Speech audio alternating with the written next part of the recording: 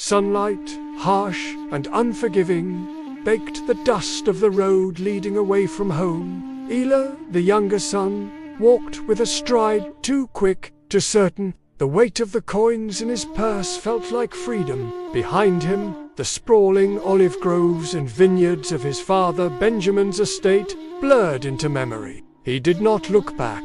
His heart beat only for the distant city, its promises whispered on the dry wind. He believed he knew better. He believed he needed more. The city swallowed him whole. Gold flowed like water through his fingers. Fine clothes, rich food, hollow laughter bought with silver.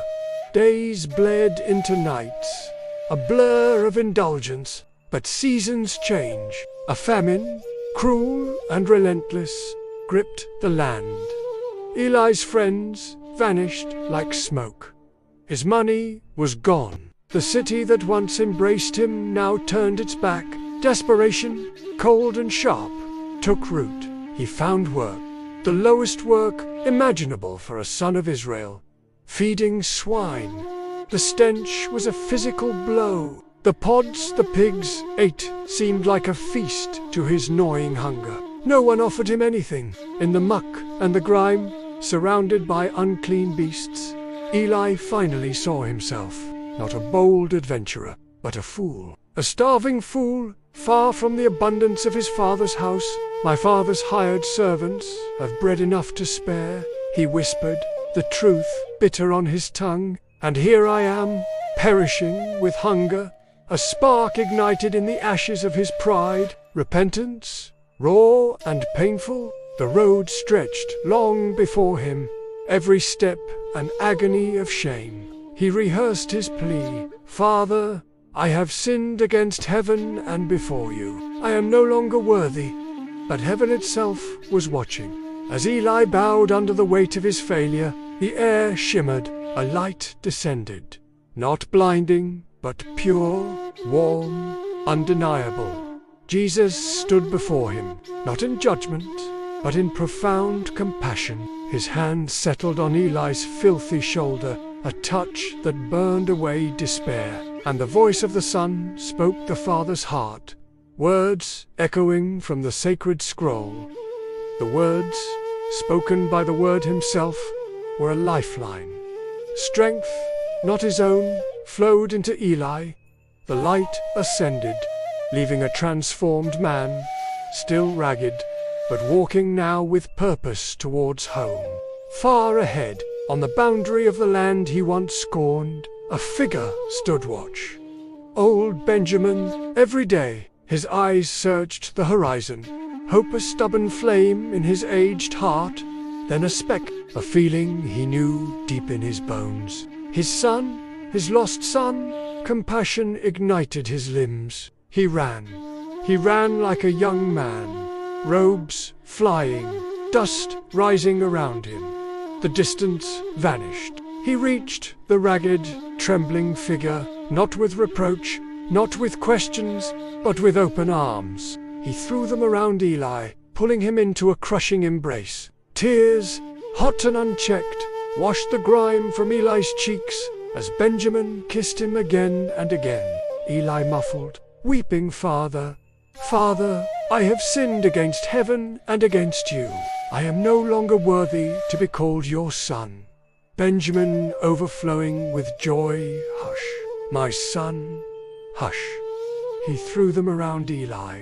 You are home. You are alive. Quick, bring the best robe. Put it on him, a ring for his hand, sandals for his feet. Kill the fattened calf. We must celebrate. For this son of mine was dead and is alive again. He was lost and is found. The estate erupted in joy. The best robe replaced rags, a sign of restored sonship. A ring sealed his place. Sandals shod the feet of a free man, not a slave. The aroma of roasting meat filled the air. Music swelled. Forgiveness was a feast. But outside the circle of light, another son stood in the gathering dusk. Malachi, the elder brother, returning from a hard day's faithful labor. The sounds of celebration stopped him cold. "Malachi, what is the meaning of this? Servant, your brother has come home. Your father has killed the fattened calf, because he has him back safe and sound." Malachi's words tilted safe, sound, after squandering everything, after breaking their father's heart. Years of dutiful service, of obedience, of staying, burned like acid in his throat. The music felt like mockery.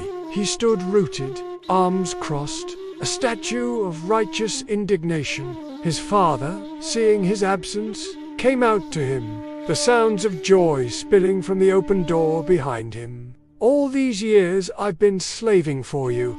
I never disobeyed your orders, yet you never gave me even a young goat, so I could celebrate with my friends. But when this son of yours returns, after devouring your property with prostitutes, you killed a fattened calf for him."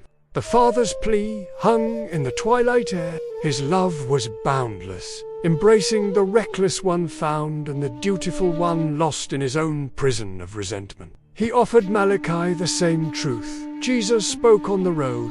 Forgiveness is the Father's nature. The celebration wasn't about fairness, but about resurrection. A soul dead in sin, found alive in repentance. The door remained open. The feast awaited. The choice now was Malachi's. The story, as told by Luke in his 15th chapter, echoes through the ages. In the heart of God, no distance is too great, no failure too deep for the embrace of redemption.